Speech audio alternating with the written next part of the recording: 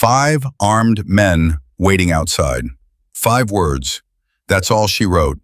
A 12-year-old deaf girl, shaking hands, duct-tape sneaker, 94 pounds soaking wet, walked alone into a bar full of Hell's Angels and shoved that note into the hand of the most feared man in Horizon Ridge. She couldn't scream. She couldn't call out. She had no voice the world recognized. But 32 men were about to walk into an ambush, and Sophie Lawson had already decided, in the parking lot, in the heat, with her heart trying to leave her chest, that silence was not the same thing as doing nothing. She chose, and everything broke open. If this story moves you, please subscribe to our channel, hit that notification bell, and drop a comment below telling me what city you're watching from. I want to see how far Sophie's story travels. The day started like every other terrible day in Horizon Ridge. Sophie Lawson woke up at 5:47 in the morning because her alarm clock didn't buzz. It flashed. A cheap little device her mother had ordered online 2 years ago, the kind that made the whole room pulse with white light until your eyes couldn't pretend anymore that sleep was possible. Sophie had learned to stop fighting it. She swung her feet over the side of her cot, pressed them flat against the cold floor, and stared at the cracked ceiling above her bed the same way she did every morning, like she was waiting for it to give her a reason to get up. There were no sounds in her world. There hadn't been since birth. No birds outside her window, no hum of the refrigerator in the kitchen, no distant rumble of semis rolling through town. Just silence. Deep, complete, total silence that other people always tried to fill with pity when they found out. She hated the pity more than the silence. She pulled on her jeans, her faded yellow t-shirt, and her sneakers. The left one had a small tear near the toe that she duct-taped twice already. She grabbed her backpack, the one with the broken zipper she'd safety pinned shut, and she went to the kitchen. Her mother Diane was already at the counter.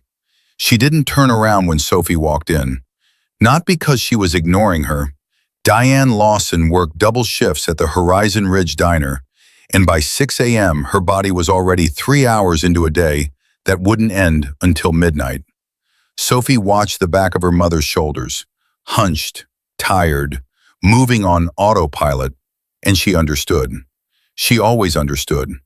That was the thing about being deaf that nobody ever talked about.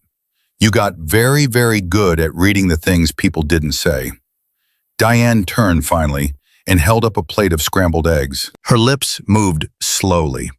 She always made sure to speak slowly for Sophie, one of the few kindnesses between them that had never gone away. "Eat before school," her mother said. Sophie nodded and sat down. She ate quickly, not because the eggs were good, they were slightly burned, as always, but because the faster she ate, the sooner she could leave. Leaving meant avoiding the part of the morning where her mother's tired eyes would search her face for something neither of them knew how to name. Some kind of reassurance, some signal that things were okay. And Sophie was running out of ways to fake it. She was out the door by 6:15. The walk to Horizon Ridge Middle School was exactly 1 mile and 4 blocks. Sophie had walked it so many times she could do it with her eyes closed.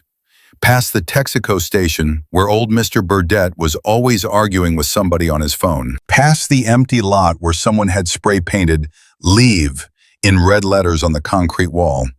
A message that felt personal every single time. Past the laundromat that smelled like detergent in defeat. And then down the long stretch of Route 9, where the sun came at you sideways, and there was no shade anywhere, and the heat just pressed down on you like a hand. Sophie kept her eyes down. She kept her earbuds in. They weren't connected to anything, just a barrier, just a signal to the world that said, "Don't bother me. I'm not available. I don't exist." It works sometimes, not always. It didn't work that morning. She felt the vibration in the ground before she saw them. 3 boys from her grade, Caden Walsh, Marcus Bell, and Tyler Pruitt, had materialized on the sidewalk ahead of her like they'd been waiting. And they had been waiting. Sophie could tell by the way they stood. Loose, relaxed. the specific posture of people who have decided something is going to be fun for them. She stopped walking. Caden's mouth moved. She could read lips well enough to catch the key words. Hey, death, girl, something else she didn't catch. Then laughter from all three. Sophie took a breath. She adjusted her backpack strap. She started walking again, angling to go around them. Caden stepped directly into her path. His lips moved again, and this time she caught every word because he made sure she did. He leaned in close, exaggerating each syllable the way people did when they wanted to be cruel and also cowardly at the same time. Say something, he said. Come on, say something. This was the game they played. This was the game they'd been playing since 5th grade. They wanted to hear her voice, not because they were curious, but because when Sophie spoke, her voice didn't come out the way other people's voices did. It came out flat and strained, vowels too long, consonants blunted. It came out deaf. And that was funny to them. That had always been funny to them. Sophie looked Caden Walsh directly in the eyes. She held his gaze for 3 full seconds, long enough to make him blink first. Then she went around him. He grabbed the strap of her backpack. She felt the tug, lost her balance, stumbled sideways. Her notebook, the one she kept in her outer pocket, the one she used to communicate when sign language wasn't an option, fell and skidded across the asphalt. All 3 boys laughed. Sophie picked up the notebook. She brushed the grit off the cover. She kept walking. She didn't look back. She never looked back. Looking back was the one thing she had decided, at age 9, she would never do again. She got through school the way she always got through school, by being invisible. She sat in the back of every class. She answered questions by writing them down and passing the paper to teachers who had varying degrees of patience with the process. She ate lunch alone at the far end of the cafeteria near the emergency exit, which she appreciated not for its safety implications, but because it gave her a wall at her back and a clear line of sight to the entire room. Situational awareness.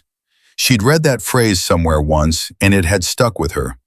Situational awareness. Know where everything is. Know where everyone is. Always have an exit. The last bell released her at 3:15. She gathered her things, slid out the side door before the hallways could fill up, and started walking home. She took a different route than usual. Not by choice. A water main had broken on Elm Street 2 days ago, and the detour added 6 minutes to her walk, cutting through the industrial edge of town where the storage lots were, and the pavement got uneven and the buildings got further apart. It was quieter out here, which she liked even though quiet meant the same thing to her it always did. A change in vibration, in air pressure, in the quality of light and shadow. She was cutting through the back of the Beacon Street lot, the one that ran along the west side of the Iron Talon bar, when she saw them. 5 men. She almost didn't notice them. They were positioned deliberately, 2 behind a rusted panel van, 1 leaning against the wall of a storage building, 2 more near the corner where the alley fed into the parking area of the bar. Spread out, placed. The word that came to Sophie's mind, without her fully understanding why, was tactical. She slowed down. Her feet moved instinctively to the softer gravel at the edge of the lot so she wouldn't be heard. Though she already knew, she made no sound. Old habit. She watched. The men were checking phones, looking at the front entrance of the Iron Talon, looking back at each other.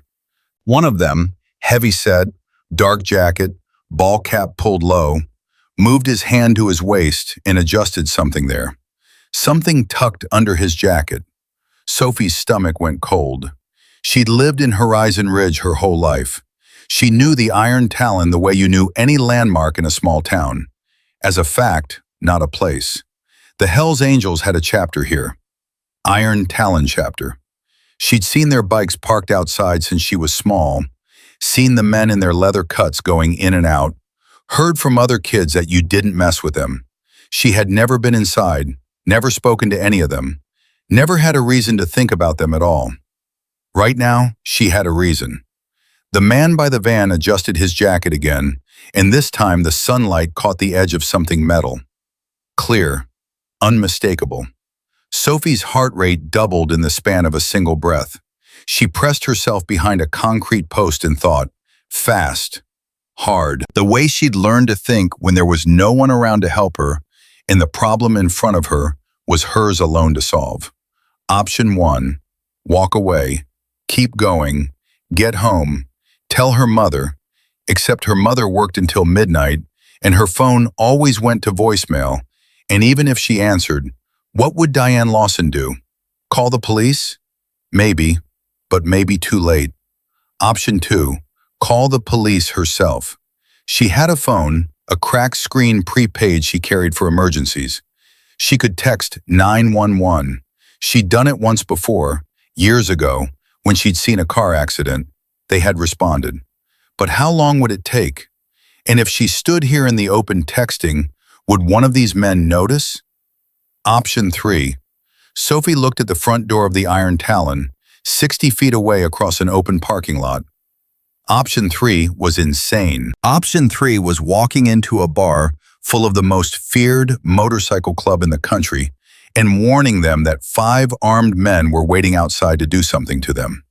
Option 3 required her to walk directly past at least 2 of those men to get to the bar's entrance. Option 3 meant going toward the danger instead of away from it. She was 12 years old, and she was deaf, and she weighed 94 pounds, and she had a notebook with a safety pin holding it together. She took the notebook out of her backpack. She uncapped her pen. She thought for exactly 4 seconds about what she was going to write. Then she moved. She didn't run, not yet. Running attracted attention. She walked, angled away from the man near the corner, using the gap between the parked cars as cover, keeping her head down, her pace steady. Don't look at them. Don't look up. Just walk. She was 20 feet from the door. 10 feet. The man by the corner shifted, and for one terrible moment, his eyes tracked across the lot. Sophie went completely still behind a truck. Then he looked away, turned his head toward the alley, and she moved. She pushed through the front door of the Iron Talon bar, and the world changed. She couldn't hear the music. She assumed there was music because the bass came through the floor in waves, thumping against the soles of her feet. She couldn't hear the voices, though she could see mouths moving, heads turning, the general sense of a room mid-conversation. What she could see, instantly and absolutely, was the weight of the space, the leather, the patches, the density of presence, men built like things that had survived hard use, with faces that had done the same. At least 30 of them, maybe more.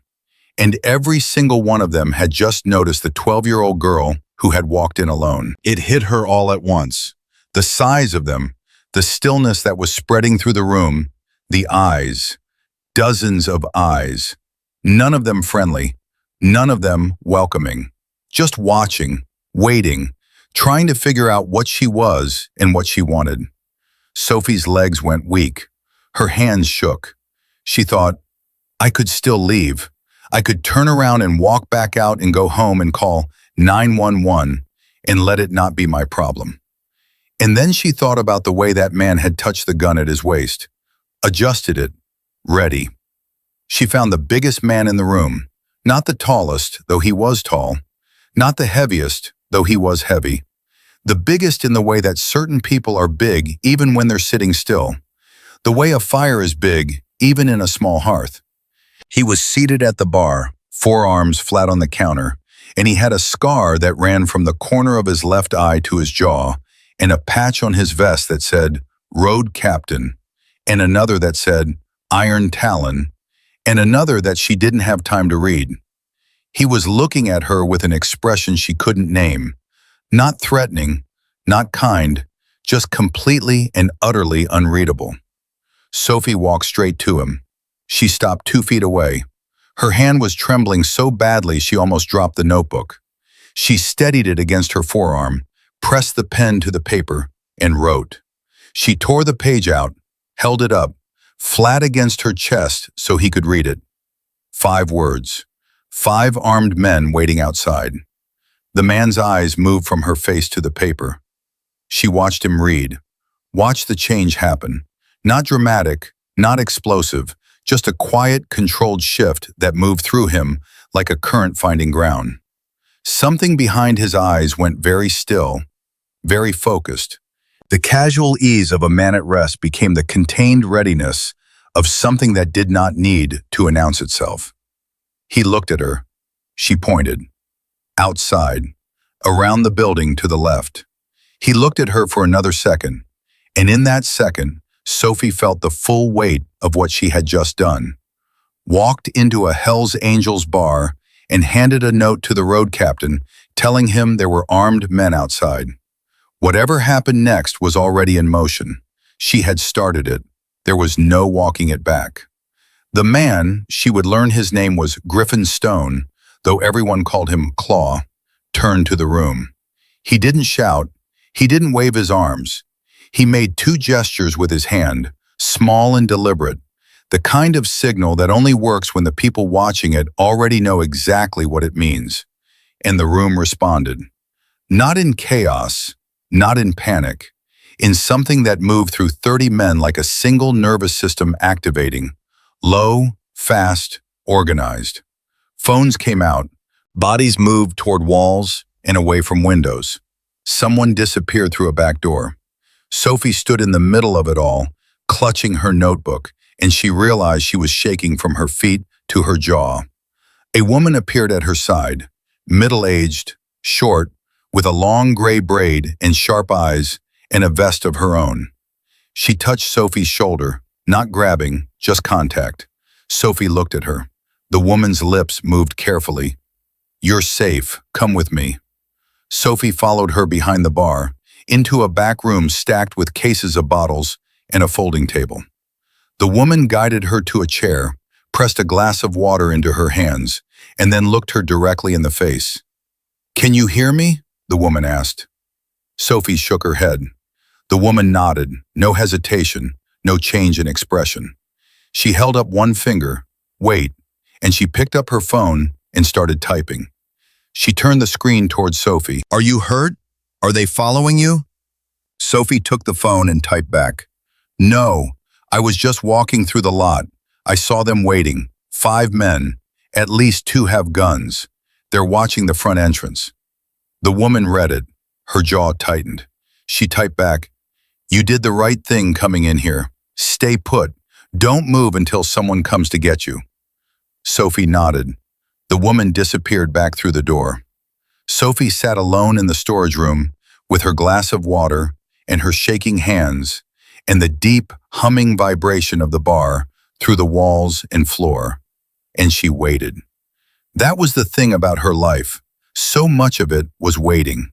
Waiting for teachers to translate, waiting for people to figure out how to talk to her, waiting to be included, waiting to matter. But this time, the waiting felt different. This time, she had already done the thing that mattered. It was already done. She had walked into the most terrifying room she'd ever entered in her life, and she had handed a note to a man who looked like he'd been built for exactly this kind of moment. And something had moved. Something had shifted. She sat in the dark of the back room and felt the vibrations in the walls change. More movement, more weight, more urgency, and she pressed her back against the concrete and held on. Outside, Griffin Stone was already on his phone. He'd made 3 calls in under 90 seconds. He spoke in short, direct sentences.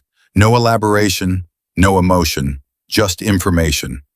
5 armed subjects, West Lawton Alley, possible coordinated ambush.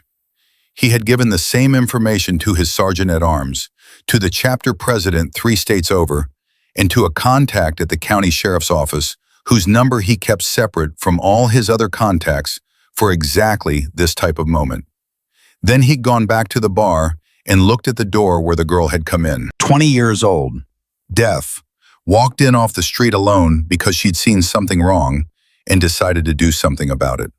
He had been doing this a long time.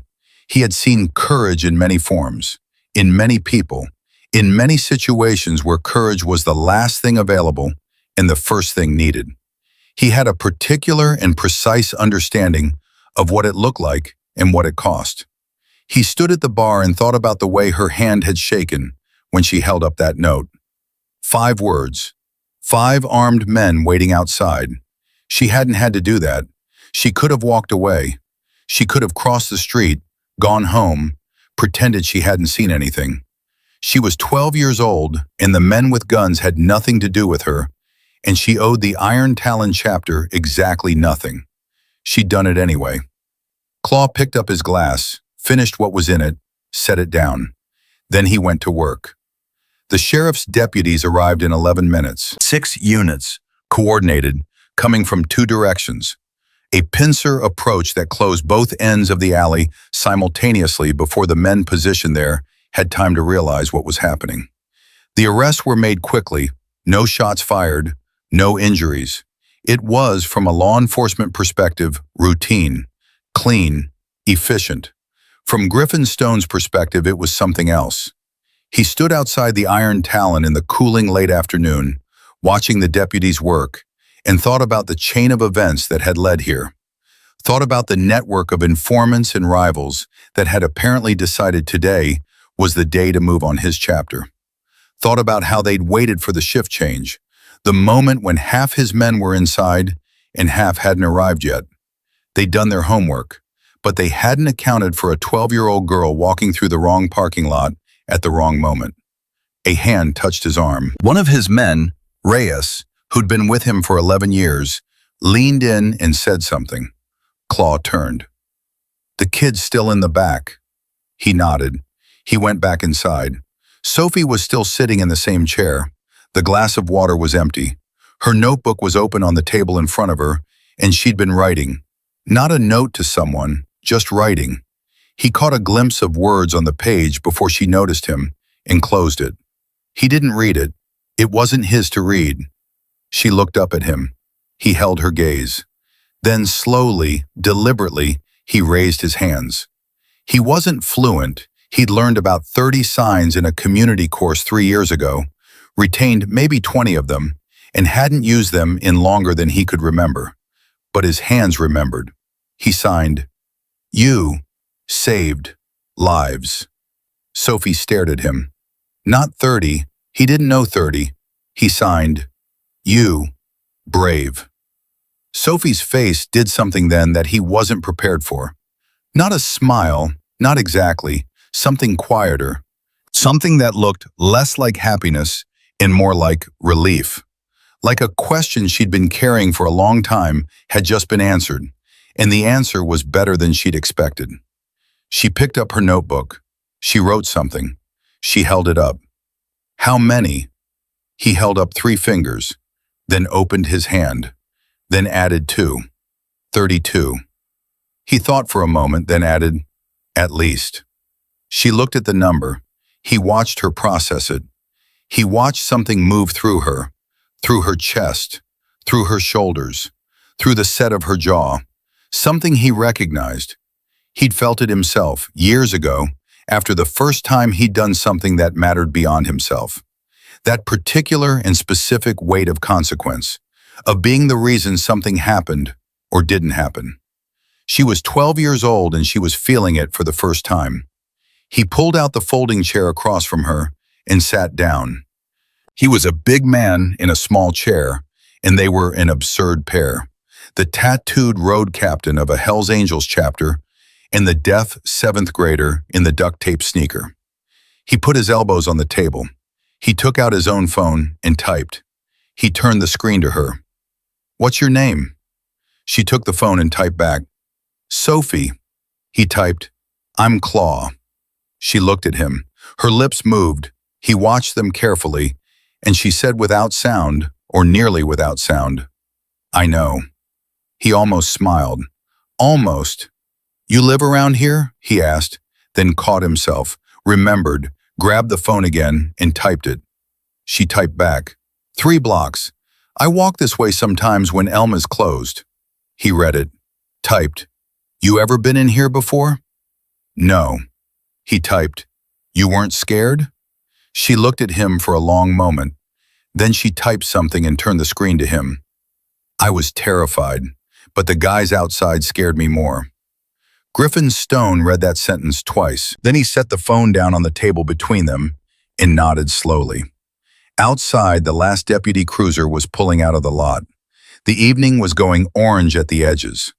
Somewhere in the bar, someone was turning up a sound system, and the vibrations through the floor were shifting in character. Not urgent anymore, but celebratory. His people coming back to themselves, coming down from the edge. He typed one more thing and showed it to her. How do you get home? She typed, walk. He typed, not tonight. He stood up. He went back through the door and found Reyes and said 3 words. Get her home.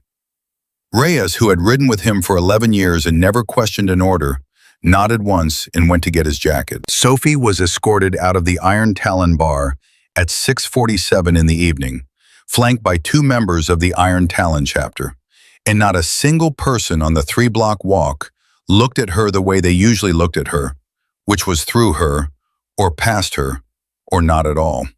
They looked. All of them looked.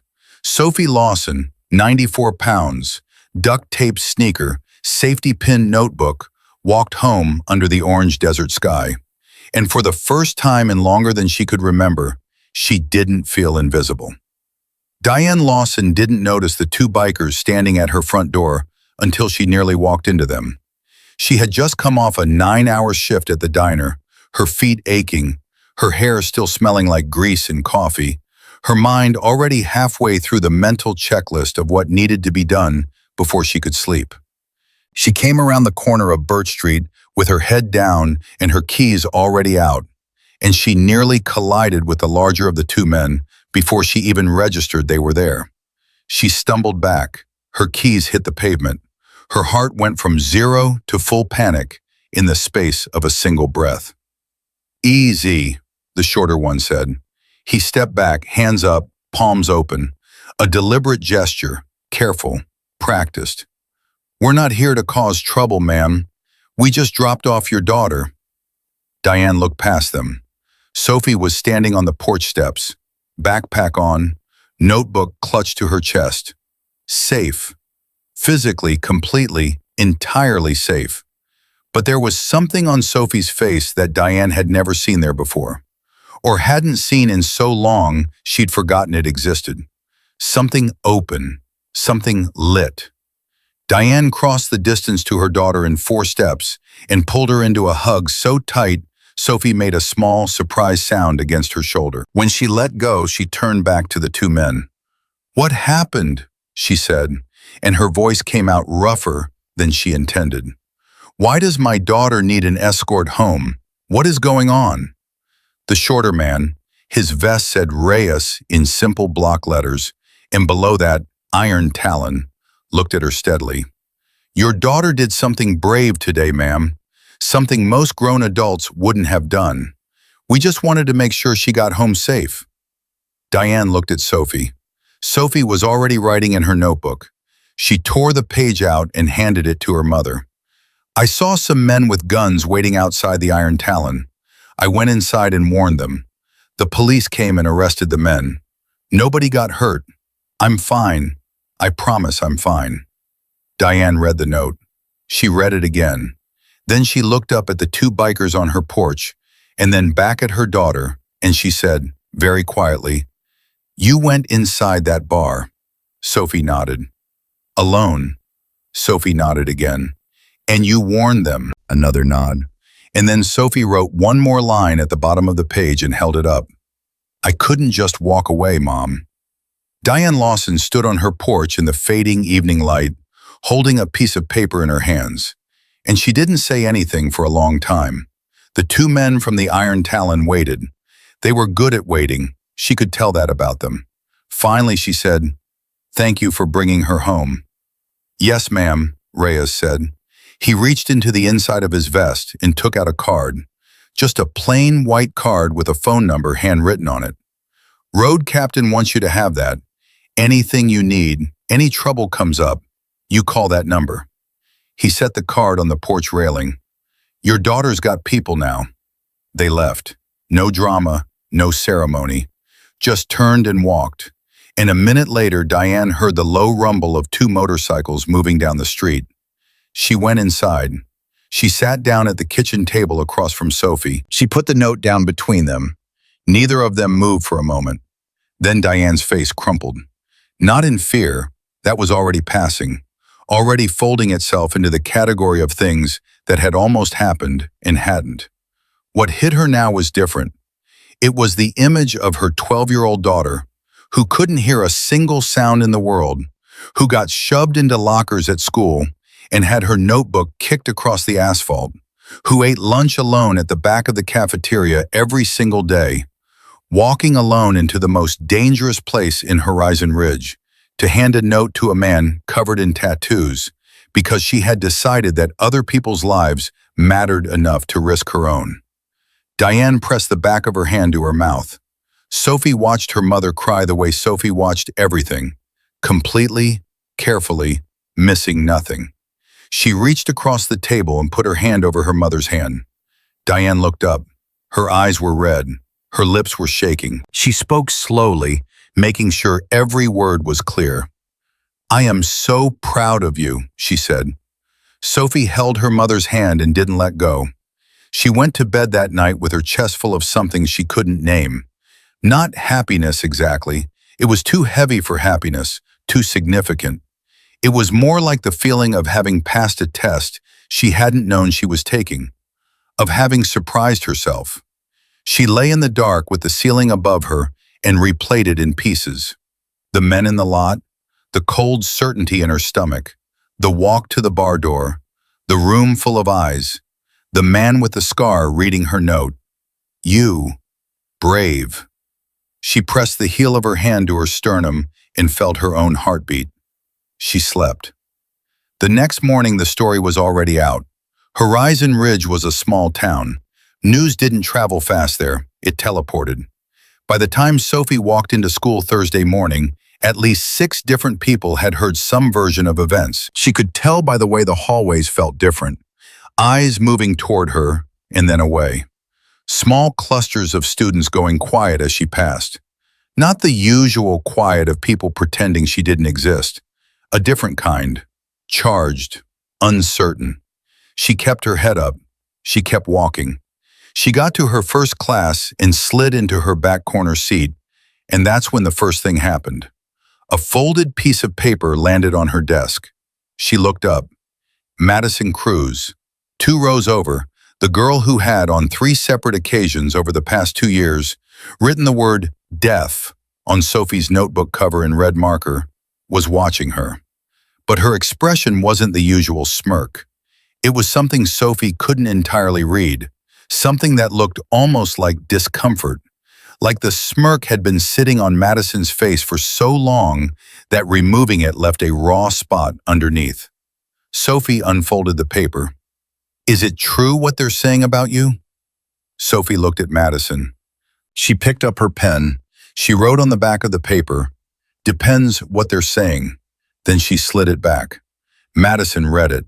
Her mouth twitched. The paper came back. "That you warned the Hells Angels about some guys with guns. That the cops arrested like 5 people." Sophie wrote, "Yes." The paper came back one more time, and this time there were only 3 words on it, written with a different quality than the others. Slower, more deliberate. That was crazy. Sophie looked at those 3 words for a long moment.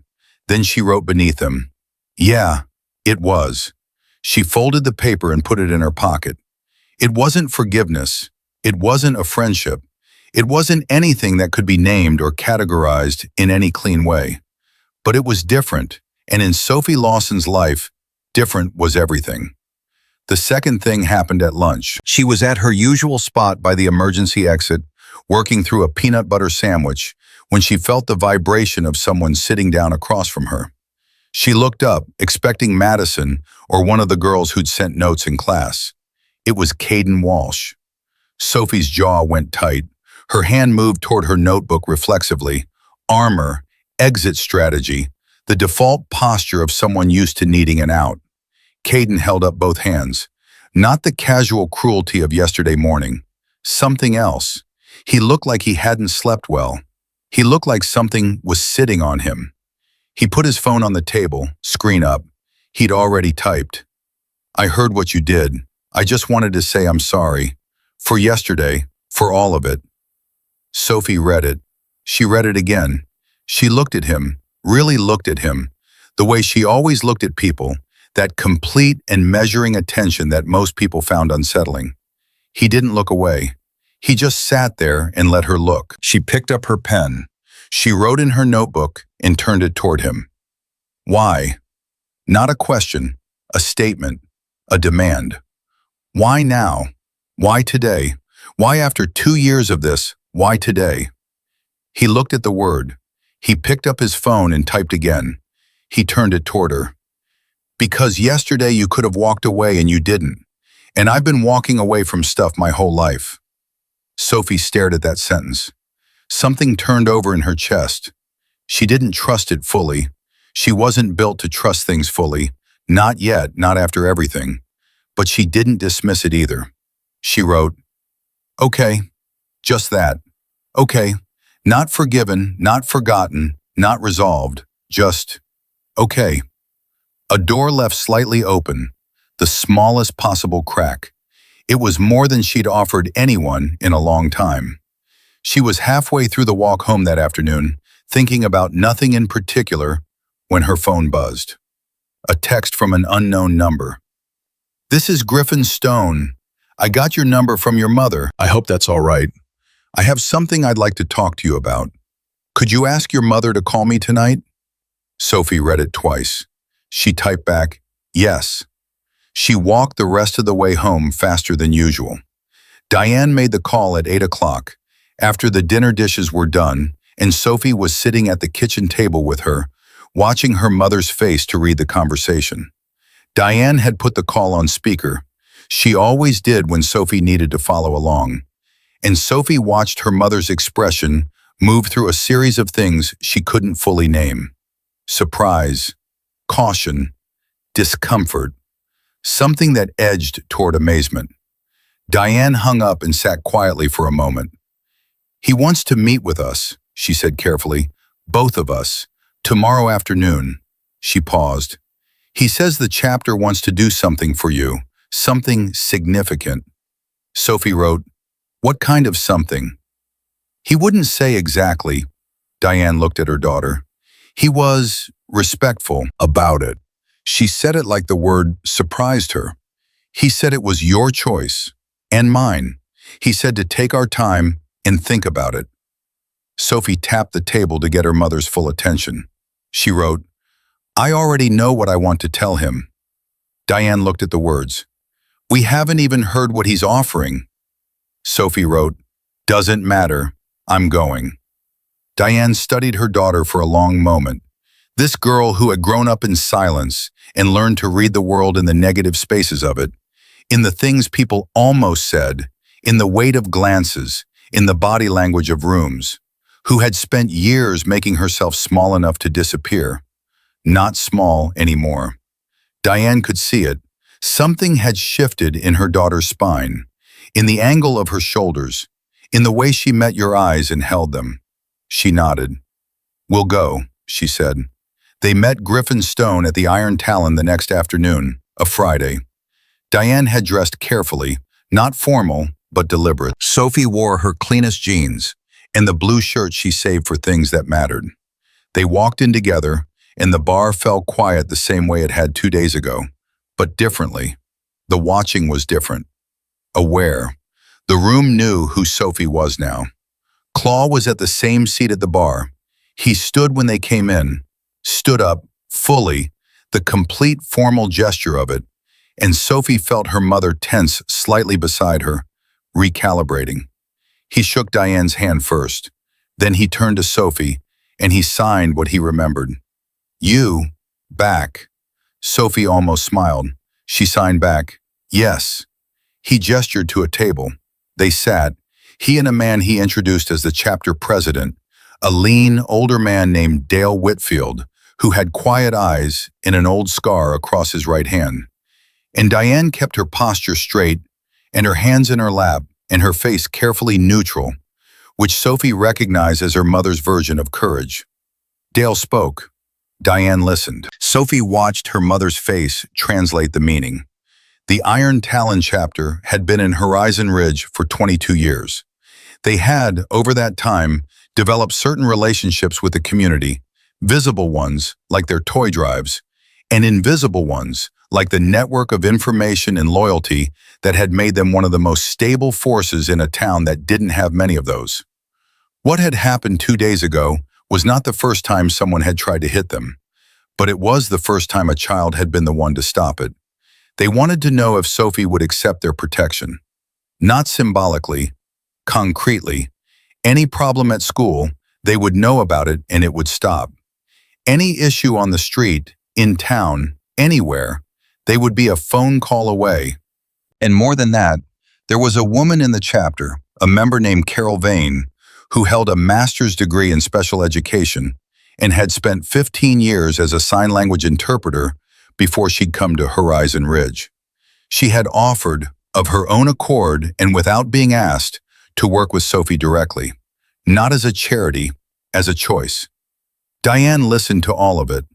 Sophie watched her mother's hands tighten in her lap as she heard the word protection. Watched the way Diane's jaw worked through something private. Sophie understood it. Her mother's pride had been the main architecture of their survival. Diane Lawson did not accept handouts, had never accepted handouts, had worked double shifts and kept the lights on, and never once asked anyone for anything, because asking felt like admitting defeat in a war she refused to acknowledge she was losing. This was different. Sophie needed her to see that this was different. Sophie touched her mother's arm. When Diane looked at her, Sophie wrote, "This isn't charity. This is what happens when you do something that matters.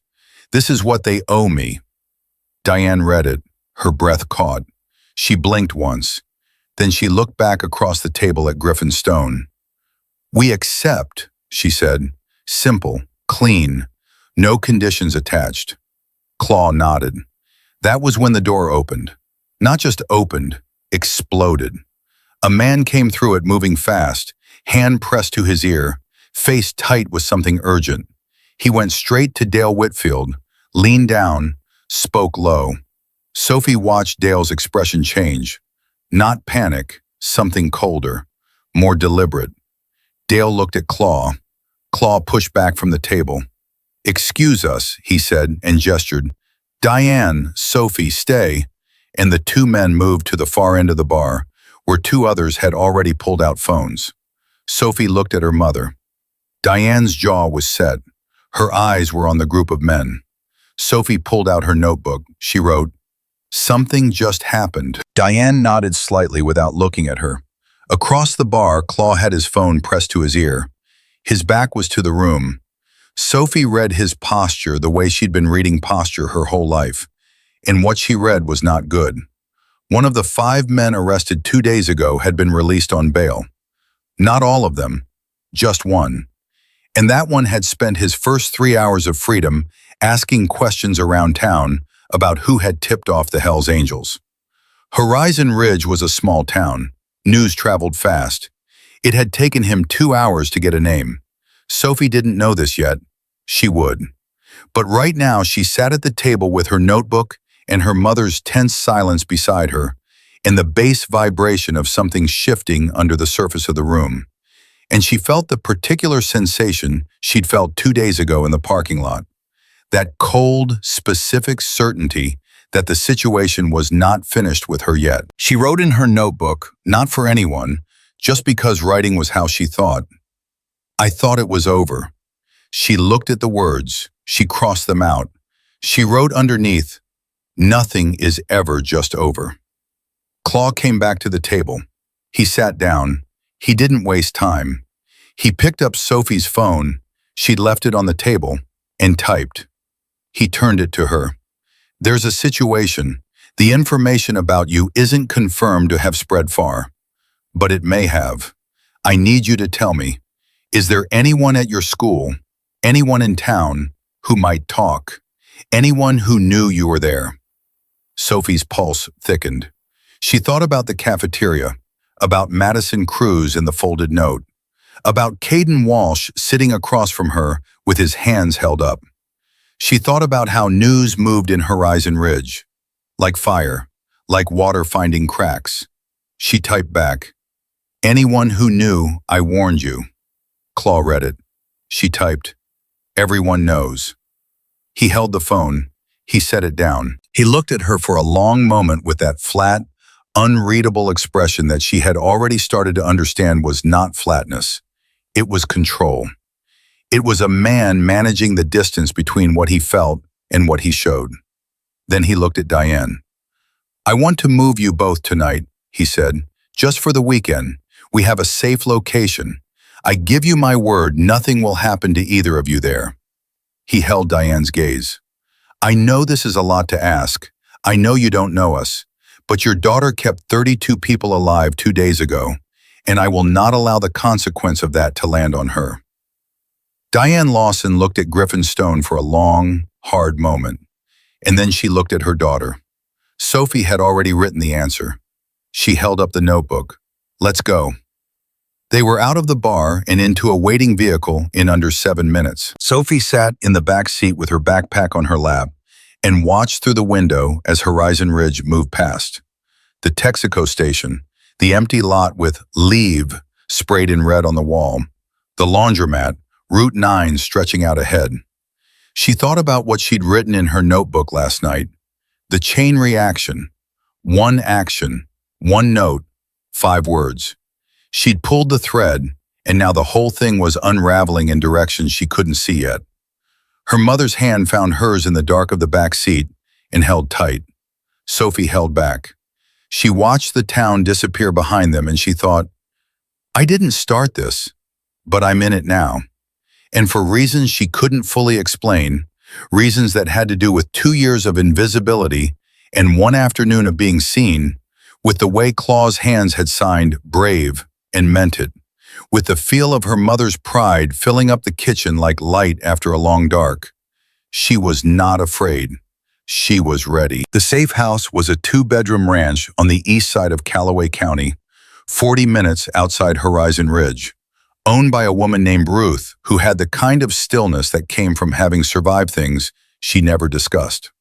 She set out towels and left food on the counter and didn't ask questions, which Diane appreciated more than any words could have covered.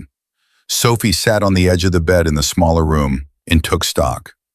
Backpack, notebook, 3 pens, phone with 41% battery, the clothes she was wearing. That was everything she had, because they'd left in 7 minutes, and 7 minutes didn't leave room for careful packing. It left room for what you grab when your hands were shaking and someone was telling you to move. She wasn't shaking now. That was the strange part. She'd been shaking in the parking lot 2 days ago, shaking in the bar when 30 pairs of eyes had turned toward her, shaking in the storage room with the empty water glass. But now, sitting in a stranger's spare bedroom with the ground moving under her life, she was completely still. She took out her notebook and wrote the way she always wrote when she needed to think. Not sentences, just fragments, pressure points. The shape of the problem laid flat on paper where she could see all of it at once. One man released, asking about the tip. My name is in the air. Claw knows. Dale knows. Mom is in this now because of me. She stared at that last line for a long time. She crossed out because of me. She wrote, because of what I chose. There was a difference. She needed to remember the difference. The bedroom door opened. Ruth had shown her that it would vibrate when someone knocked, a small mechanism Ruth had installed without being asked and without comment, which told Sophie something significant about the kind of woman Ruth was. Diane came in and sat beside her on the bed. Sophie turned the notebook so her mother could read it. Diane read it. Her eyes moved through it twice. She didn't try to fix it or minimize it or tell Sophie she was being dramatic. She just read it the way a woman reads something true. Carol Vane is coming tomorrow morning, Diane said, slowly and clearly. She called while you were in here. Sophie hadn't expected that. She wrote, why? She said Claw asked her to. Diane paused. And she said she'd been thinking about coming since she heard about you. Before any of this. She watched her daughter's face. She sounds like a good person, Sophie. Sophie thought about that. A woman with a master's degree in special education who'd chosen to live in Horizon Ridge and patch into a motorcycle club. That was not a simple biography. That was someone who had made a series of deliberate, unconventional choices and stood behind all of them. She wrote, "I want to meet her." Diane nodded. Then she put her arm around Sophie and pulled her sideways into her shoulder, and Sophie let herself be held the way she sometimes still needed to be. The way she'd stopped allowing in public, but hadn't stopped needing in private. They sat like that until the room went fully dark. Carol Vane arrived the next morning at 8:15, and she was nothing like what Sophie had built in her imagination.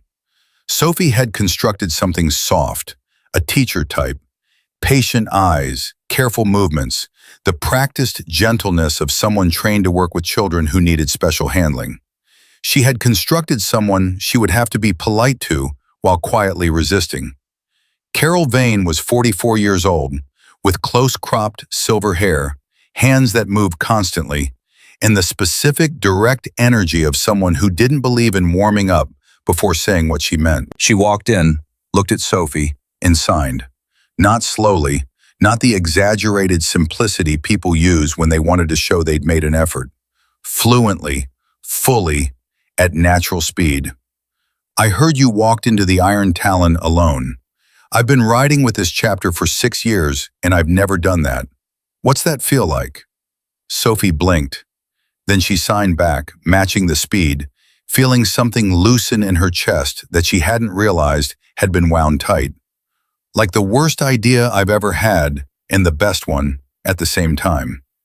Carol's mouth curved. She signed, "That's exactly what courage feels like. You just described it better than most people who've written books about it." Diane watched the two of them sign back and forth, hands moving faster than she could follow, and she felt something she wasn't entirely prepared for, a kind of beautiful grief, the specific ache of watching your child communicate freely and fully in a language you didn't speak. Sophie's hands were different when she signed, looser, more herself. Diane made a quiet, private decision, sitting at Ruth's kitchen table with her coffee going cold, that she was going to learn. She was going to learn sign language properly, fluently, starting now. It was a decade overdue, and she was done pretending that was okay. The morning moved quickly. Carol and Sophie sat together at the table for 2 hours, and it wasn't a lesson, it was a conversation. Carol had grown up with a deaf brother. She'd spent her 20s in Austin working with a school for the deaf before a series of events she sketched in broad strokes had brought her to Horizon Ridge and eventually to the Iron Talon chapter. She didn't perform her history for Sophie. She offered it in pieces, matter-of-factly, the way you talk to someone you'd already decided to be honest with. "What was the hardest part?" Sophie signed. "Of growing up hearing, with a deaf sibling?" Carol thought about it.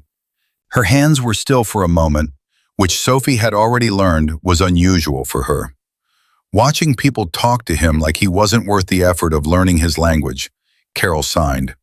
Like communication was only his responsibility and never theirs. Sophie felt that sentence hit somewhere precise and deep. She signed back. "People think I don't have a voice because I can't make the right sounds." Carol nodded. She signed. "You've had a voice your whole life. You just found a room big enough to use it." Sophie wrote that down. Not because she'd forget it, she wouldn't, but because some sentences needed to be made physical, needed to exist on paper where they could be looked at. She was writing it when her phone buzzed. A text from Claw's number. "Need to update you on something. Can we talk? Carol can interpret." Sophie showed the phone to Carol. Carol's expression didn't change, but her posture shifted. That same quality of controlled attention that Sophie had seen in Claw, that she was starting to recognize as something specific to people who'd operated in high-stakes environments long enough for alertness to become resting state. Claw arrived 20 minutes later. He came in, acknowledged Diane with a nod, sat across from Sophie, and spoke while Carol translated in real time. The man who was released, his name is Vincent Caro. He's not local. He was hired for the job, which means he has an employer, and the employer is still out there. Vincent spent yesterday asking around town. By last night, he'd heard Sophie's name from at least 3 different sources. He paused. He also has a juvenile record in 2 states for harassment and intimidation. He's not someone who gives up. Sophie felt a cold line draw itself down her back. Carol translated, then watched Sophie's face. Sophie signed to Carol. "Is he dangerous to my mother?" Carol spoke it. Claw's jaw tightened. "I don't know yet," he said. "That's the honest answer. Which is why I want you both to stay here through the weekend." He looked at Diane. "I also want to make sure you understand what we're doing on our end. Vincent Caro is not going to simply disappear. We're working with the sheriff's office. There's a detective named Harlow who's been building a case on the group behind this. Vincent's questions around town are on record, but building a legal case takes time we may not have." Diane spoke carefully. "What does that mean? What happens when you run out of time?" Claw met her eyes. "It means we operate on 2 tracks at once, legal and practical. The legal track you don't need to worry about. The practical track means my people are already watching every approach to this location, and Vincent Caro will not get within a mile of this house without us knowing about it." Diane absorbed that. She nodded once, slowly. "Okay." Sophie had been watching all of this, reading it through Carol's hands. She waited for a pause and then she signed, "What do you need from me?" Carol spoke it. Claw looked at her. He thought for a moment before he answered, "I need you to think about whether there's anything else you remember about those 5 men. Anything you noticed. You were watching them for a while before you came inside. Details you might not have thought were important." Sophie reached for her notebook. She flipped to a fresh page and she wrote, not quickly but steadily, moving through the memory with the systematic attention she'd trained herself to apply to everything she couldn't hear. She'd been watching them for maybe 3 minutes. She wrote what she'd seen. The panel van, rust along the bottom of the passenger door, no visible plates on the rear. The heavy-set man in the dark jacket, right-handed, the adjustment had been to his right side. The man near the storage building had been checking his phone every 40 to 60 seconds. Regular interval. Like he was waiting for a signal or a timer. She handed the notebook to Claw. He read it. His eyes moved through it twice, the same way Diane read things that were true. Then he looked up. "The phone timer," he said. "That's important. That's a coordinated signal. They weren't acting independently. Someone was running them on a clock from outside the area." He looked at Carol. "She's describing a remote coordinator. Someone who wasn't there." Carol translated. Sophie signed immediately. "The employer." Claw looked at her. She signed, "The man who hired them. He was watching remotely. The phone checks were him keeping them on schedule." Claw was quiet for 3 full seconds. Then he said quietly and without performance, "Yeah, that's exactly right." He picked up his own phone and stepped outside. The room held the weight of what had just happened. Sophie sat with her notebook and the strange sensation of having said something that mattered. Not to her mother, not to a teacher with patient eyes and practiced gentleness, but to a man who dealt in real consequences, who had heard what she'd said and taken it seriously without a single moment of recalibration, without the half-second delay people always had when they remembered they were talking to a 12-year-old deaf girl. Carol was watching her. Sophie signed, "He listens." Carol smiled, small, real. She signed, "He always has. That's why the chapter trusts him." Claw came back inside in 4 minutes. His face had changed. Not dramatically, he wasn't a dramatic person, but the set of his mouth was different. "Detective Harlow needs to talk to you," he said. "Today." She says what Sophie noticed about the phone timing matches something in the data they pulled from the arrested men's devices. It could be enough to identify the coordinator. Diane straightened. "She's 12 years old." "I know," Claw said. "Harlow knows. She's requesting, not requiring. And I will be there. Carol will be there. You will be there.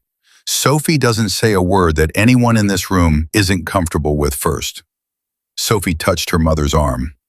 When Diane looked at her, she signed, slow enough for her mother to try to follow, knowing she wouldn't catch all of it, but needing her to see the intention in it.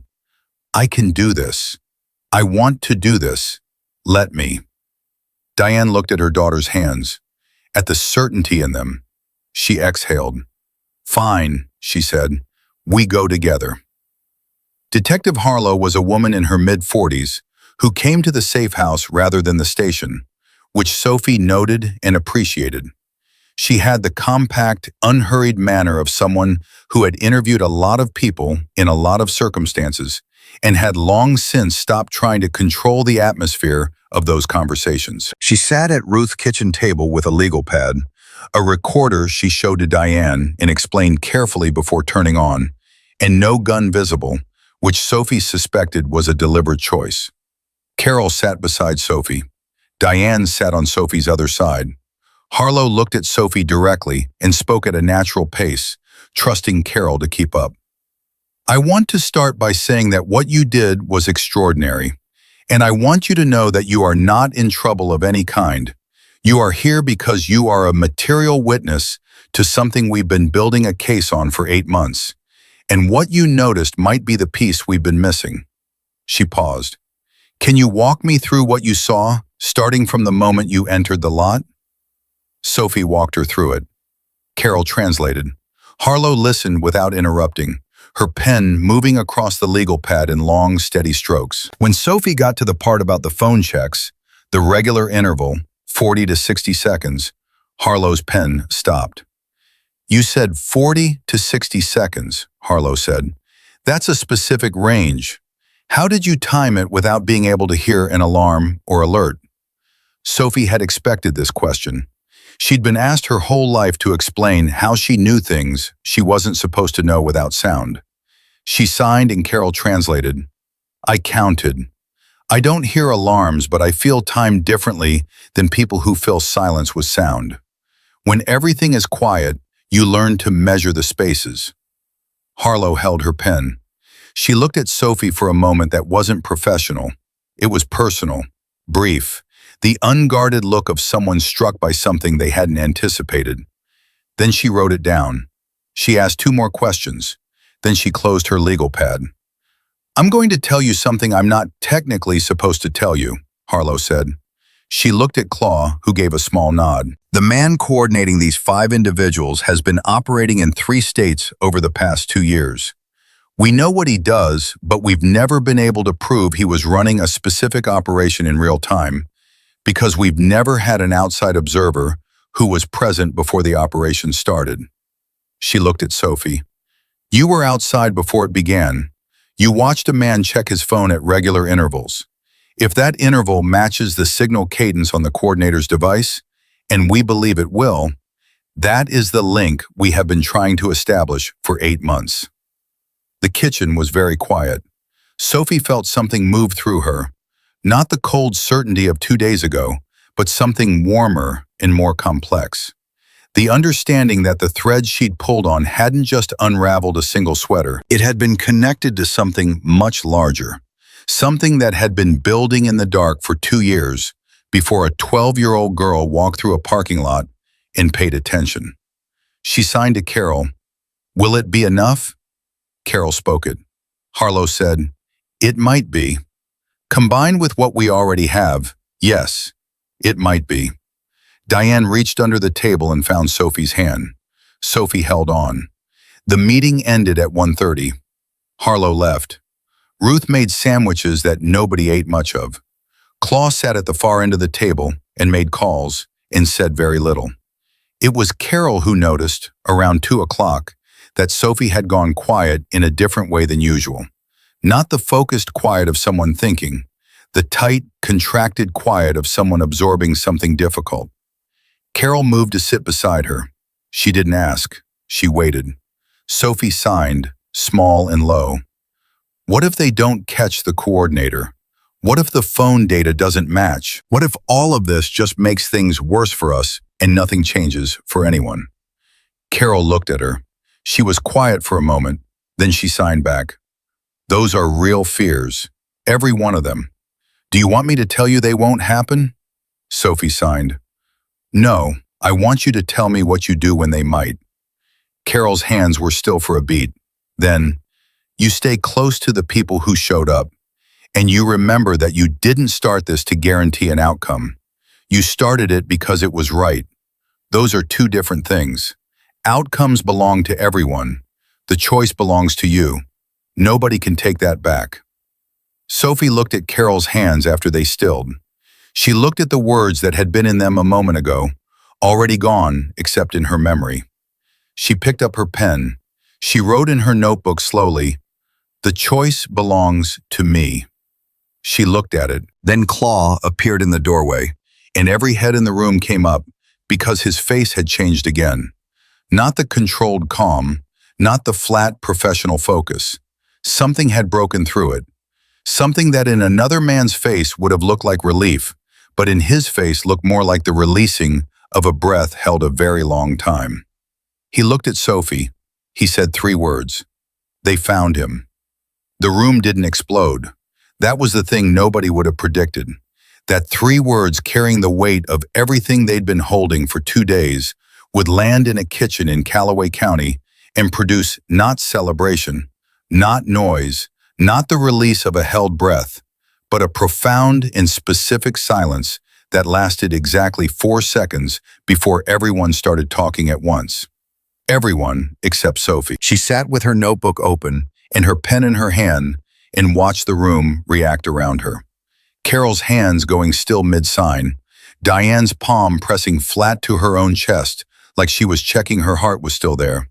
Ruth appearing in the doorway from the back room with a dish towel and an expression that said she'd heard more than she was supposed to. And Claw, standing in the doorway with that fractured composure, something real showing through the professional surface for the first time Sophie had seen. She tapped the table, hard, 3 times. Every head turned. She signed to Carol, "Tell me everything, all of it." Carol spoke it aloud, and Claw came fully into the room and sat down, and for the next 6 minutes he talked, and Carol's hands moved, and Sophie absorbed every word with the concentrated attention of someone who had learned that information was the only currency that never lost its value. The coordinator's name was Marcus Dell, 41 years old, originally from Phoenix, operating a contract enforcement network, which was the polite way of saying he hired men to do violent things to people who'd crossed certain financial interests. He'd been on Detective Harlow's radar for 8 months because 3 separate incidents in 2 states had his fingerprints on them. Not literally, never literally. He was careful in the ways that careful men are careful. But the pattern was his. Same structure. Men hired locally, positioned tactically, remote coordination, clean exit if it worked, plausible deniability if it didn't. What had connected him to this specific operation was exactly what Sophie had observed. The phone check interval matched the outgoing signal cadence on a device registered to a shell company that pulled, through 4 layers of corporate structure, back to Marcus Dell. It was not a smoking gun by itself, but it was the thread that, when pulled, had unraveled the rest. And the rest had been enough. Dell had been picked up 3 hours ago at a rental property in Tucson. Federal involvement now. The multi-state pattern had pushed it up the ladder. He was in custody. His devices were being processed. And Vincent Caro, the one released man who had spent 2 days asking around Horizon Ridge for Sophie's name, had been brought back in on a parole violation that Detective Harlow had apparently been saving in her back pocket like a card you hold until the exact right moment. Claw finished. He looked at Sophie. She wrote in her notebook and held it up. "Is it over?" He didn't answer immediately. She respected that. She would have respected it less if he had. "The immediate threat," he said carefully, and Carol's hands moved, "is contained. Dell is federal custody. Caro is back in. The 5 original men are still held. He folded his hands on the table. The case will take time to fully prosecute. There may be other people connected to Dell we don't know about yet. I won't tell you the world is perfectly safe tonight because I don't know that it is. He paused. What I can tell you is that you are safer tonight than you were yesterday. And yesterday you were safer than the day before. Sophie looked at that progression. Each day a degree of safer. Each day one more link in the chain pulling the danger further from the center of her life. She wrote, "Can we go home?" He almost smiled. "Yeah, you can go home." Diane made a sound beside her. Not quite a laugh, not quite a sob, somewhere in between. She pressed her fingers to her eyes and breathed. Ruth drove them back to Horizon Ridge that evening. Claw followed in his truck, and 2 other Iron Talon members flanked the route in a formation so practiced it was nearly invisible unless you knew to look for it. And Sophie, watching through the rear window, saw it clearly. She saw everything clearly. That was the thing that had changed, she realized, in the past 4 days. Not that the world had become safer, not that people had become kinder, but that she herself had become more visible. Invisibility, it turned out, was its own form of protection. They pulled up to the house on Birch Street at 8:40 in the evening. Same house, same porch, same cracked front step that Diane kept meaning to fix. But Sophie stood at the bottom of the front walk and looked at it for a moment before going in. The way you look at something familiar after an absence, checking to see what's changed in you by measuring how much it looks the same. Her mother's hand landed on her shoulder. "Come on," Diane said. They went inside.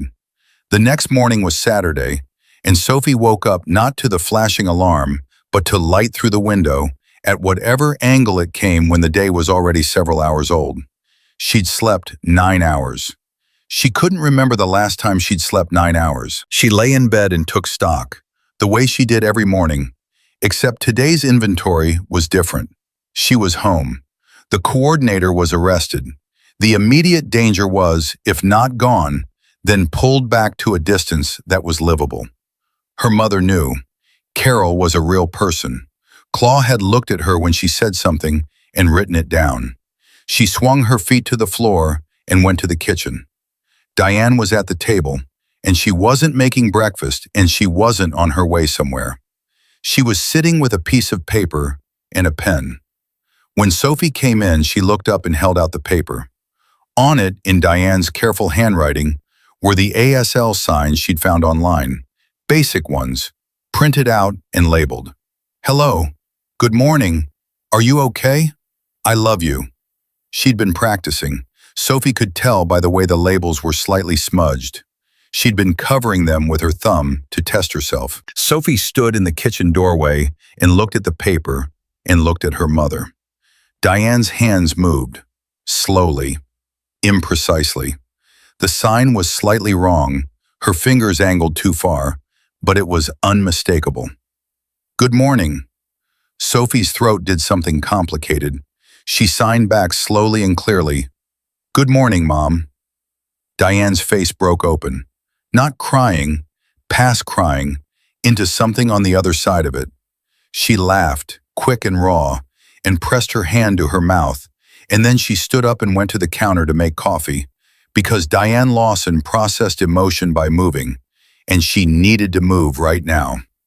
Sophie sat down at the table and looked at the printed signs and thought, some things take too long to start, and once they start, you can't remember what you were waiting for. She was still at the table when her phone buzzed. "Carol, I'm coming by at noon if that's okay. Not for work, just to see you. Claw has something he wants to give you, and he wants to do it right." Sophie typed back, "What does do it right mean?" The response took a minute. "It means the whole chapter, not just him." Sophie stared at the screen. She showed it to her mother. Diane read it. She set the phone down. She picked up her coffee and looked at nothing in particular for a moment. Then she said, "Better get dressed in something decent." The Iron Talon chapter began arriving at noon. Not all of them, not yet. 7 at first, their bikes pulling up outside in a line that Sophie felt in her feet before she saw it through the window. Then 4 more. Then Claw's truck and Carol's car, and a third vehicle Sophie didn't recognize that turned out to belong to Dale Whitfield, the chapter president, who stepped out in his full cut and stood straight in a way that conveyed without any words that this was formal, that this had weight. Diane opened the front door and stood in it, and Sophie stood beside her. The small front yard of the Lawson house had 7 motorcycles in it, 11 men and 2 women in leather vests with the death's head patch, and Dale Whitfield standing in the center of it all, holding something small in his hands.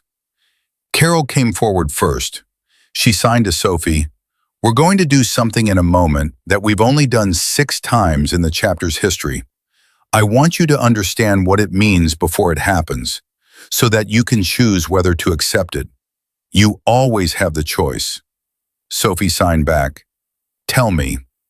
Carol signed, "The Guardian Wing Patch." It's not a membership patch. You're not being asked to join anything. It's given to people outside the chapter who have acted to protect its members at personal risk to themselves. It means that wherever you go, if you show that patch to any member of any Hells Angels chapter in this country, you will be helped. No questions, no conditions. It means you are known. It means you are owed. Sophie stood very still. She signed 6 times in the chapter's history. Carol, in this chapter, yes, the patch itself exists in other chapters too, but it's rare. It's not given for symbolic reasons. It's given when the debt is real. Sophie looked at Carol's face. Then she looked past her at Dale Whitfield, at the small thing in his hands, at the row of faces behind him that had the particular quality of people who were here because they chose to be, not because they were required. She thought about the girl she'd been 4 days ago. Duct-taped sneaker, safety-pinned notebook, earbuds that weren't connected to anything, walking through the world trying to be small enough not to attract the specific kind of attention that hurt. She thought about the note, 5 words, the shaking hand that had held it up. She signed to Carol, "Yes, I accept." Carol turned and nodded to Claw. Claw said something to the group that Sophie didn't need translated because she could read it in the way they all straightened slightly, the way the air changed. He was saying her name. He was saying what she'd done, and she could tell by the way he said it that he was not embellishing. He was not making a speech. He was stating facts, the way you state facts when the facts are already sufficient. Dale Whitfield came forward. He stopped in front of Sophie and he looked at her directly and he spoke slowly. "Sophie Lawson," he said, and Carol's hands moved. "You kept this chapter alive when you had every reason to walk away. You didn't know us. You owed us nothing. You came in anyway." He paused. "In this chapter, we remember our debts. We don't forget people who bleed for us, even when they don't bleed a drop." He held out the patch. "This is yours. You've already earned everything it means." Sophie took it with both hands. It was smaller than she'd expected, felt heavier than it looked. A wing, dark gray and silver, stitched tight on a black background. She held it and looked at it and felt the weight of it and understood. Not abstractly, not theoretically, but in the specific and physical way you understand things that have been placed directly in your hands. That this was real. That this had happened. That she was standing in her own front yard holding a symbol of a debt 32 people owed to a 12-year-old girl who had been told, in 1,000 small ways for 1,000 days, that her voice did not carry. Claw came forward last. He stopped in front of her. He looked at her for a moment, then his hands came up.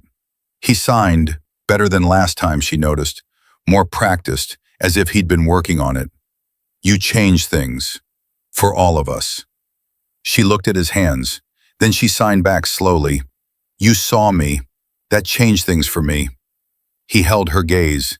He nodded once. And then Diane was there, her mother, who had worked double shifts and burned the eggs, and pressed the heel of her hand to her mouth, trying not to cry in the kitchen, standing beside Sophie with her own back straight and her own eyes clear.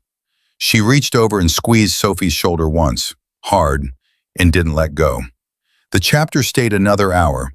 They ate sandwiches Ruth had sent with Carol and drank coffee from the diner cups Diane had brought home in her apron pocket. And they sat on the porch and the front steps in the yard. And for a while it was just people in a place together. No crisis, no urgency, just the particular ease that comes after something hard has been survived, and the surviving of it has been acknowledged.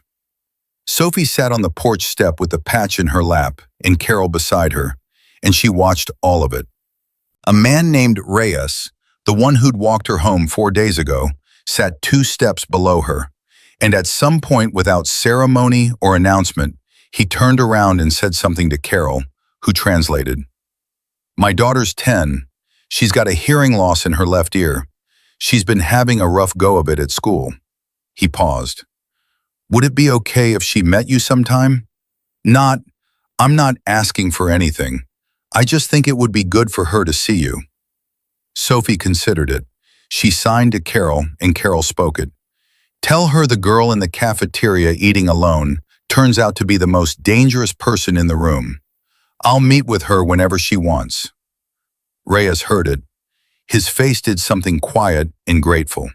Sophie turned back to the yard. She was watching a man she didn't know test the kickstand on his bike when her phone buzzed. Unknown number. She almost didn't answer, and then she did, because 4 days ago she had learned what happened when you paid attention instead of looking away. The text read, "This is Detective Harlow. I wanted you to hear this from me directly." The phone interval data matched. Marcus Dell's legal team requested a plea negotiation this morning. The DA's office believes we have enough for a conviction on all 3 states. Your observation was the piece that made this case prosecutable. I want you to know that. Sophie read it twice. She looked up. The yard was full of people who had come to her house on a Saturday because of a choice she'd made in a parking lot. Her mother was standing in the doorway, learning to sign from a printed sheet. Carol was beside her, real and present, and already a fixture in her life, in the way that certain people become fixtures, suddenly, completely, as if they'd been there all along and you simply hadn't seen them. And across the yard, Griffin Stone was leaning against his truck, talking to Dale Whitfield. And he looked up at that moment and caught her eye and gave her a nod so small and direct, it was almost private. Sophie typed back to Harlow, "Thank you for telling me yourself." She put the phone in her pocket. She turned the patch over in her hands. She thought about all the days she'd walk through Horizon Ridge with her earbuds in and her head down, and the leaf sprayed on the concrete wall going past at her peripheral vision. All the days she'd eaten alone and taken different routes and made herself small and quiet and contained. All that practice at being invisible. Turned out invisible wasn't safe. Turned out invisible just meant no one noticed when you were in danger. Turned out seen was better. Seen was harder, riskier, louder in all the ways that mattered, even without a single sound. She was still sitting with that thought when she felt the vibration. Not in the ground this time, not the distant approach of motorcycles or the tremor of a bass line through a bar floor. This one was in her pocket. Another buzz. She checked the phone. Caden Walsh. She almost put it back, but she didn't. "I heard about what happened today, the patch and everything. I just wanted to say it again because I meant it. I'm sorry. And also, I think you're the bravest person I've ever met in real life." Sophie looked at the message. She thought about what Carol had signed to her. "The choice belongs to you. Nobody can take that back." She typed back, "I know you meant it. Thank you." She sent it before she could reconsider. And then she did something she almost never did. She put the phone away, and she just sat there, fully present, hands open, the patch in her lap and the afternoon moving around her, and she let herself have it, all of it, the weight and the light of it. The 32 people who'd gone home because she'd moved toward the thing that scared her instead of away from it. The detective who'd had her case for 8 months and gotten her final piece from a girl watching a man check his phone.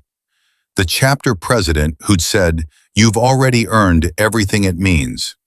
Her mother's hands, moving slowly, imprecisely, stubbornly learning a new language at 43 years old.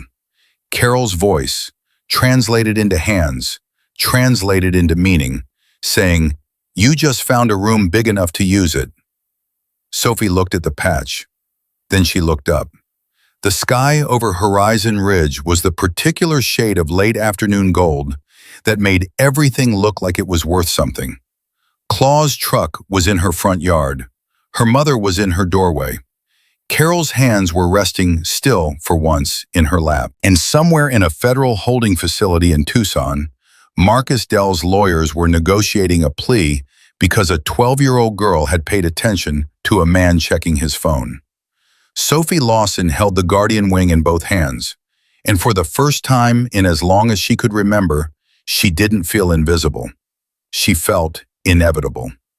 3 days after the patch ceremony, Sophie went back to school. She almost didn't, not because she was afraid, or not only because of that, but because returning felt like stepping back into a version of herself that no longer fit. Like putting on a coat you'd outgrown and trying to pretend the sleeves weren't too short. The girl who'd walked those hallways last week had been someone specific, invisible, contained, moving through spaces on the assumption that the best she could hope for was to be left alone. That girl had done something last Tuesday that had cracked her open at the seams, and the person who climbed out of those seams was not the same.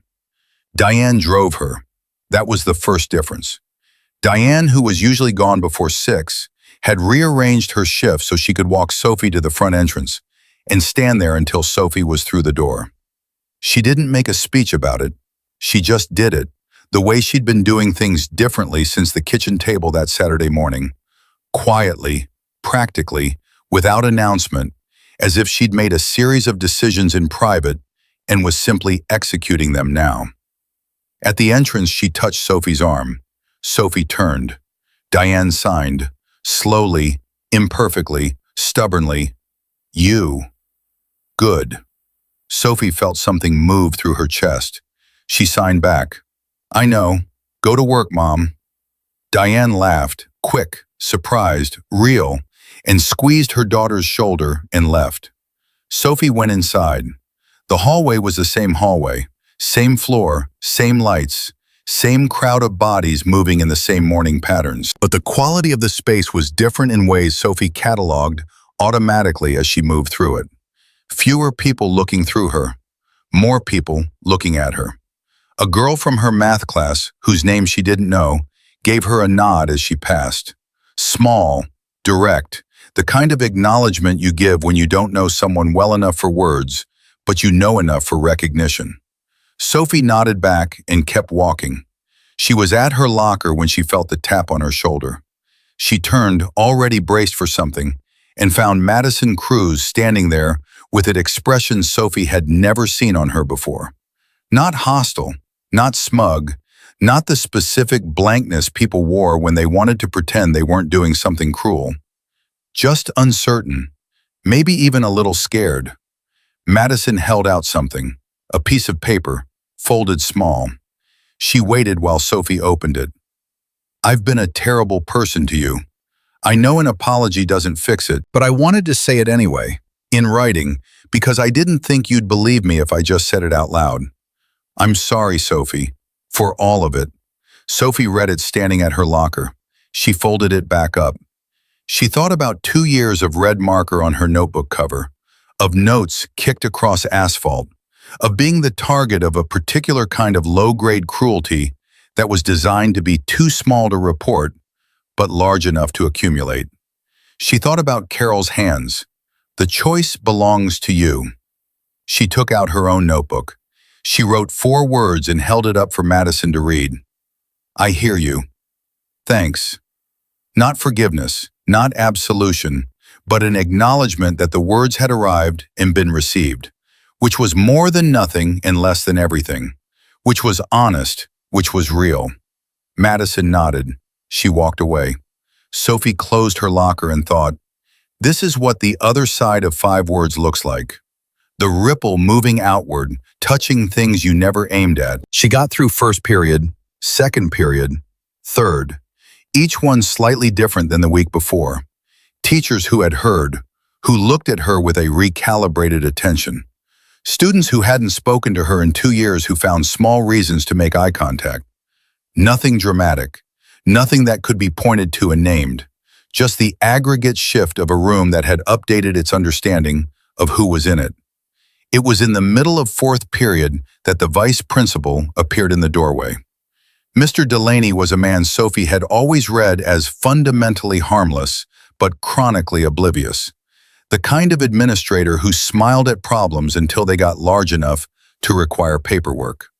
He'd been made aware of Sophie's situation at the school, she knew, more than once.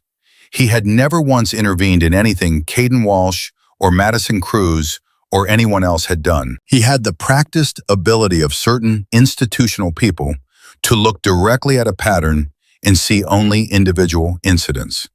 He gestured to the teacher. The teacher tapped Sophie's desk.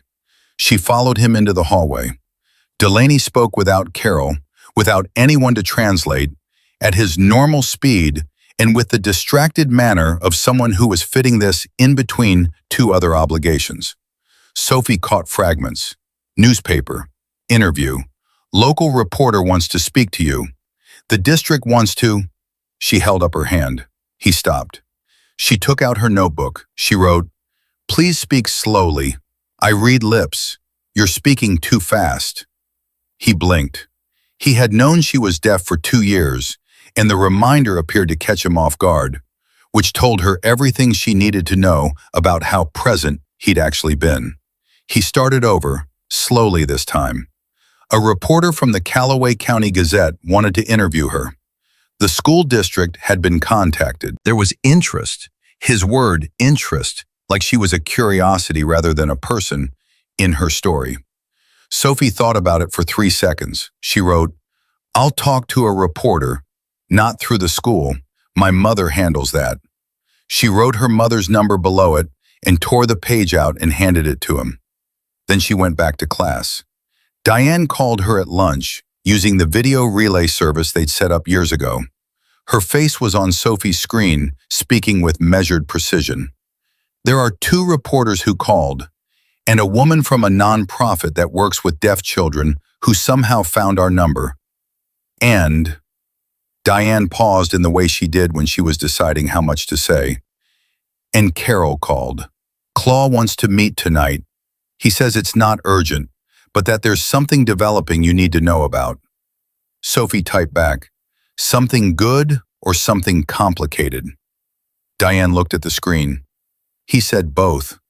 Sophie ate the rest of her lunch thinking about that. Something good and something complicated at the same time.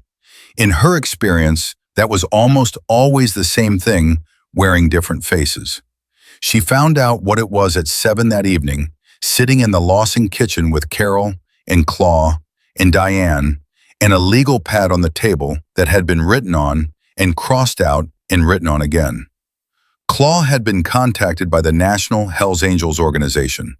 Not unusual on its own, the Iron Talon chapter was part of the larger structure, and communication moved up and down that structure regularly. What was unusual was the specific nature of the contact. The story of what Sophie had done had moved through the network the way things move through close-knit organizations.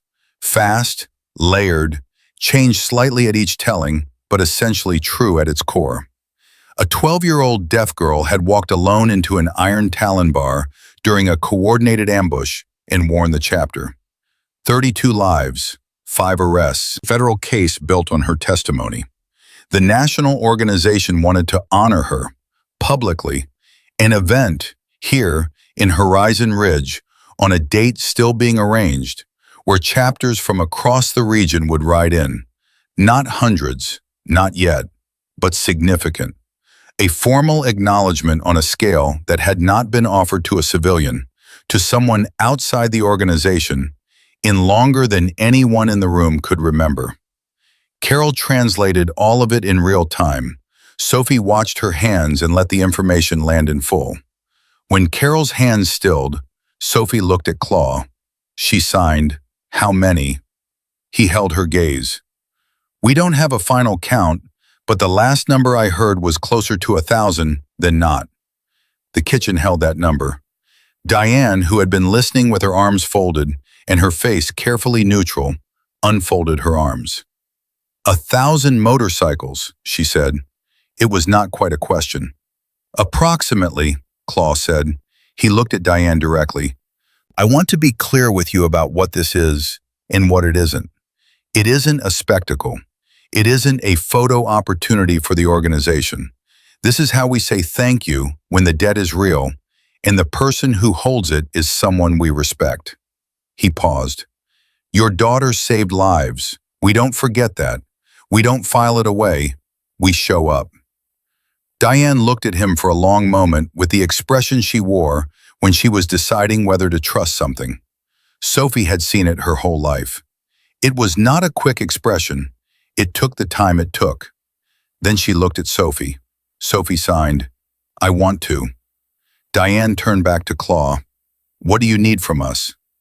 The week that followed moved at a pace Sophie had never experienced in Horizon Ridge, which was a town that typically moved the way things moved in heat. Slowly, reluctantly, with a lot of friction. But the days between the kitchen meeting and the Saturday of the ride felt compressed, urgent, charged in the particular way of things building toward a point. Carol came every day, not for structured sessions. Those had evolved into something less formal and more real. More like two people with a shared language, finding all the things that language could carry between them. Carol brought her brother's old notebooks. He'd been a prolific writer, she said, the same way Sophie was. And Sophie read them and felt the strange kinship of someone discovering that their private coping mechanism had been someone else's private coping mechanism in a different decade, in a different life. "Communication finds its own architecture," Carol signed one afternoon. "Whatever shape it takes, it's still the same thing." The reporter from the Gazette came Thursday. Her name was Janet Morse, 61 years old, with the patient and attentive manner of someone who had been doing this long enough to know that the story was never the thing you arrived thinking it was.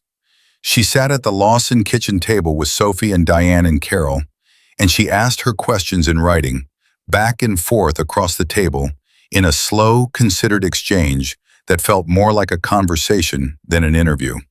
She asked Sophie, "What made you go into the bar?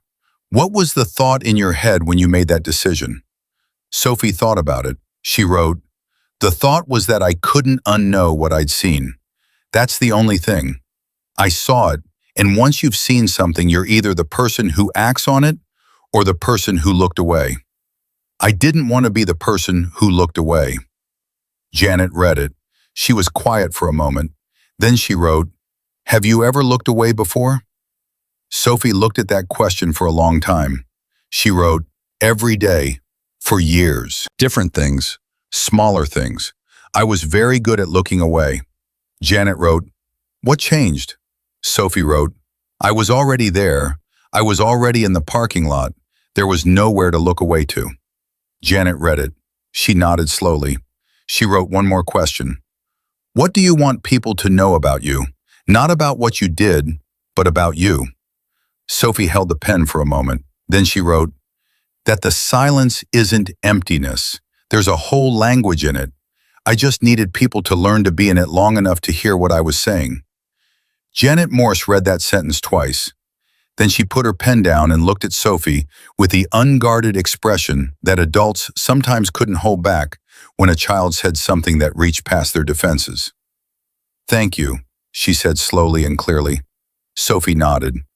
The article ran Friday morning. Diane read it aloud at breakfast, translating in real time with her new, imprecise sign language, and her phone screen angled so Sophie could read along.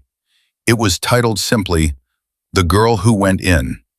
And it was, Sophie thought, reading it with her mother's hands moving beside the screen, exactly true. Not embellished, not sentimental, just accurate. The facts, arranged in the order that revealed what they meant. By Friday afternoon, it had been shared beyond the Gazette's local readership. By Friday evening, Diane's phone had messages from people she hadn't spoken to in years. By Friday night, Sophie's phone had a text from a number she didn't recognize. A teenage girl in New Mexico who was deaf, who had read the article, who wrote, "I didn't know we could do things like that. Thank you for showing me we can." Sophie read that text standing in her kitchen and felt something happen behind her eyes. She pressed her knuckles to her mouth and breathed. She typed back, "We can do anything. The silence is just a different kind of loud." She sent it. She stood there for another minute, then she went to bed. Saturday arrived the way significant days arrived, without announcement, identical to every other morning until the moment it wasn't. Sophie woke early. She dressed carefully, clean jeans, the blue shirt, the duct-tape sneaker that she decided, in a conscious and specific act of stubbornness, not to replace. The tape was part of the story now. She wasn't editing the story. She heard, felt, the first engine at 9:47 in the morning. She felt it through the floor, through the window frame, through her hands pressed flat on the kitchen table. One engine, and then two, and then more than she could count individually, the vibration building into something continuous, something tidal, something that moved through the floor and the walls and the chair she was sitting in like a second heartbeat synchronized with the first. She looked at her mother. Diane's eyes were bright. She signed imprecisely, stubbornly, with the specific determination of a woman learning something a decade late and refusing to let the lateness be an excuse. "Ready?" Sophie looked at her mother's hands, at the question in them. She stood up. They went outside together. The street in front of the Lawson house on Birch Street in Horizon Ridge, Arizona, was not a long street. It was not a wide street. It was not the kind of street that had ever been described in any newspaper or remembered in any story worth telling. But on the last Saturday of that October, it held 1,012 motorcycles, moving in a formation so precise it looked choreographed. Their engines a collective thunder that Sophie felt in her sternum, in her jaw, in the soles of her feet, in every part of her body that had learned over 12 years to translate the world from vibration into meaning. They moved through her street in formation, chapter patches from states she'd never visited, men and women she'd never met who had heard a story about a girl with a notebook and duct tape on her sneaker, and had gotten on their bikes on a Saturday morning and ridden here to say, "We know, we see you. The debt is real, and so is this." Carol stood beside her, hands still for once. Diane stood on her other side, one arm around Sophie's shoulders, face lifted, eyes bright. Claw came at the front of his chapter's formation. He passed Sophie and he did not wave, did not nod, did not do anything performative. He looked at her directly as he passed, and he touched the brim of his helmet once. A salute, small and private and completely intentional. And then he was past her, and the chapter behind him was moving through, and the thunder was continuous, and the ground under Sophie's feet was alive with it. She stood in the vibration of 1,000 engines and felt it the way she felt everything, completely, without sound, through every surface she was touching. The ground, her mother's arm, Carol's shoulder, the guardian wing patch sewn to the inside of her jacket, against her ribs, against her heart. She felt all of it. And then she did something she hadn't planned. She took out her notebook, her safety-pinned, worn cover, margin-filled notebook, the one she'd carried through every bad day and every lonely lunch and every moment of forced invisibility, and she opened it to a blank page. She pressed it flat against her palm. She wrote one line. She tore it out. She held it up with both hands, facing the passing formation, the way she'd held up another note 6 days ago in a dimly lit bar to a man with a scar and a road captain patch. Claw saw it from 3 bikes back. He read it. He passed it to Dale Whitfield on his left, and Dale read it, and it moved rider to rider down the line, hand to hand, face to face, each person reading it and then passing it on without stopping, without slowing, the way things passed through communities that were built on trust. The note said, "Thank you for seeing me." Diane leaned down. She read it over Sophie's shoulder. She pulled her daughter into her side and held her there while the engines rolled past in their hundreds, and the streets shook, and the morning was full of a sound Sophie would never hear but would feel for the rest of her life in her bones. The last bike passed at 11:23. The street went still. The vibration faded by degrees, like a tide pulling back, less and less, lighter and lighter, until the ground under Sophie's feet was just ground again, and the air was just air, and Birch Street was just Birch Street, except that it wasn't. Nothing was just anything anymore. Sophie stood in the quiet that she'd lived in her entire life, and she thought about all the ways she'd been told, without words, that quiet was the same thing as empty, that silence meant absence, that a voice that didn't make sound wasn't a voice at all. She thought about the parking lot, and the note, and the 32 people who had gone home. She thought about her mother's hands learning a new language at 43. She thought about Carol and Harlow, and a teenage girl in New Mexico who had texted her to say, "I didn't know we could do things like that." She thought about 5 words written on a piece of paper, and she understood, with the full weight of everything the past 6 days had cost and given her, that the world did not change because of speeches or grand gestures or perfect conditions. It changed because someone paid attention and then chose. Someone stood in a parking lot with a shaking hand and decided that the lives of strangers mattered more than the safety of looking away. Someone who couldn't hear a single sound in the world had the loudest moment Horizon Ridge had ever witnessed. Sophie Lawson folded the torn-out page and put it in her pocket. She took her mother's hand. She was 12 years old and deaf and 94 pounds, and the most dangerous thing in any room she walked into was the decision inside her, the stubborn, unkillable certainty that what she saw mattered, what she knew mattered, what she chose to do with both of those things mattered. She had been invisible for years. She would never be invisible again.